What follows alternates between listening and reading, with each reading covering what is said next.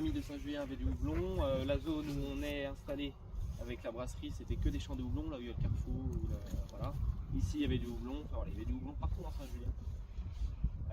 Donc depuis les années 40. Ensuite, années 70, notre grand-père a repris l'exploitation. Jusque dans les années 90, en 91 précisément, où du coup tout s'arrête à Saint-Julien.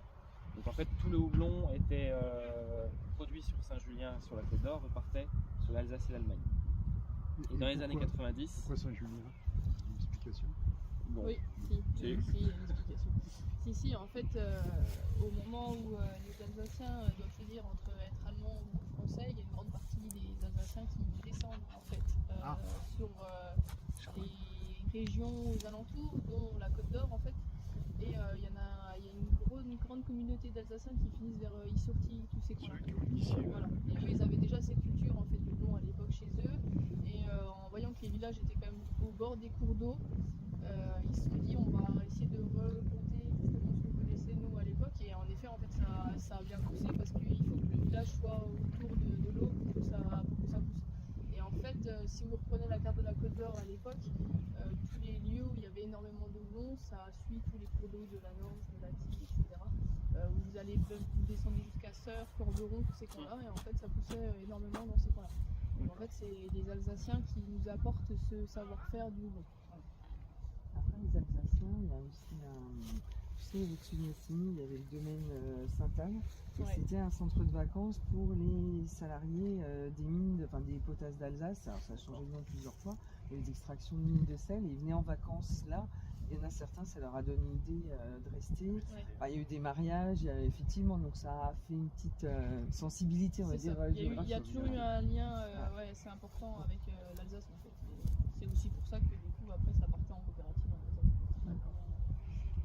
Ils sont servis de la Côte d'Or pour augmenter en fait leur volume après de production. Et puis dans les années 90, au final il referment en fait les vannes car le marché se tend un peu, ils ouvrent le marché, les grosses brasseries ouvrent le marché sur l'est de l'Europe. Et du coup les Alsaciens ont un peu plus de mal à vendre leur houblon, donc ils coupent en fait les vannes extérieures pour pas eux arrêter leur production. Et donc du coup c'est comme ça que ça s'arrête en Côte d'Or et que tout le monde arrache. On paye les agriculteurs pour arracher les pieds. Et notre grand-père du coup arrache le dernier pied en 92. Ensuite, on en restait un. lui aussi. Et du coup 92, donc jusqu'à 2007, où mon père du coup fait la rencontre de Virgile Berthiaud, le brasseur de la brasserie Trois Fontaines, anciennement à Fenay et puis maintenant à Bretonnière. Non, plus que ça même. Ouais. Où au cours d'une soirée un peu arrosée, Virgile du coup le brasseur dit à mon père qu'il n'arrive pas à trouver de houblon local. Et mon père, à ce moment-là, se rappelle que chez mon grand-père, il restait un pied de houblon, qu'on appelle du coup la variété bourguignonne, le tardif de Bourgogne. Et du coup, décide de le replanter dans le jardin. Donc il enlève les pieds de tomates de ma mère, elle gueule, à plus de tomates. Après, il enlève les pieds de haricots, voilà, jusqu'à grossir et jusqu'à replanter sur un champ. On est passé juste à côté, il est caché derrière les maisons sur la rue de Clénet. C'est un champ qui est caché aussi et on a replanté là-bas. Et du coup, depuis 2007, on a éparpillé un peu dans tout Saint-Julien. On a un champ là, un champ là-bas et un à la prairie, vers direction dans la forêt de l'Ange. Voilà. Et depuis 2 ans, Morgane a eu envie d'utiliser nos produits parce qu'en fait le houblon de Saint-Julien n'a jamais été brassé par notre famille. C'était vraiment que cultiver le houblon et le revendre. Et depuis 2 ans, Morgane a eu cette envie d'utiliser nos produits, notre savoir-faire pour en faire de la bière. Et depuis, on s'amuse bien. Donc là, on est sur une des dernières installations qu'on ait faites. Donc, ça a déjà bien avancé, la récolte a déjà bien avancé. Il reste un rang. Il reste un rang. Donc voilà, le houblon du coup là est perché sur 7 mètres. Pour la récolte, on va venir couper le pied à 1 mètre, ici. Et ensuite on va passer avec une remorque et le tracteur et on va tirer pour péter la corde. Donc en fait le houblon vient s'entortiller sur une corde en coco. En coco, On est en bio sur notre houblon.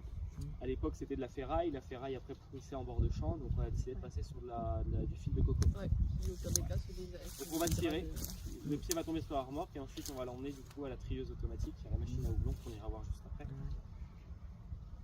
Et voilà, nous du coup au début on le faisait tout à la main et puis là on est à 12 000 et quelques pieds, donc à la main c'est long, c'est très très long.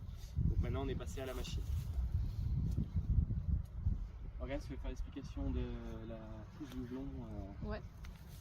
Donc le houblon, c'est une plante sauvage grimpante, donc il faut le faire grimper pour qu'on puisse en fait développer toute la partie florale. C'est-à-dire que les 3 premiers mètres, en fait, vous n'allez pas avoir énormément de fleurs.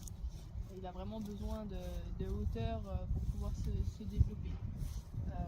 Sur la période, au niveau de la période de pluie, là, une fois qu'on aura fini la récolte, en octobre-novembre, on va laisser un peu en dormance, on va dire, les houblonnières, elles vont rester un petit peu tranquilles. On va venir un petit peu nettoyer tous les alentours, rebouter un petit peu, etc. On y plante à la période de février-mars. Et par contre, en fait, le houblon, c'est une plante pérenne, c'est-à-dire qu'on n'y replante pas tous les ans. Ah oui. Voilà. Là, c'est des pieds qui ont entre 3 et 4 ans. Donc on part du principe où un pied de houblon, ça donne son rendement maximum à partir de 4 ans, un peu comme un pied de vigne. Et on peut y garder 30, 40, 50 ans. Enfin, voilà. Après, c'est un choix de variété, de savoir si on veut garder ou pas les pieds de houblon. Donc on pourrait presque des fois parler un peu de vieux houblon, comme on peut parler de vieilles vignes. Il y a combien de variétés? Il y a, il me semble, plus de 300 variétés. 300 variétés au total sur le monde. Après, Nous, ici, on en cultive 7. Ouais, on a 7. Ici? Ouais, ici. On a Tardu de Bourgogne, des Français, on en a des Alsaciens, des Allemands, des Anglais.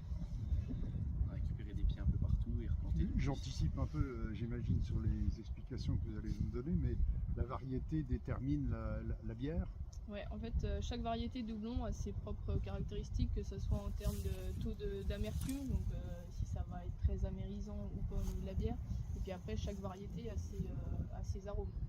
Voilà, on peut avoir des variétés qui vont être plutôt fruitées, d'autres qui vont être plutôt herbacées, d'autres terreuses, etc.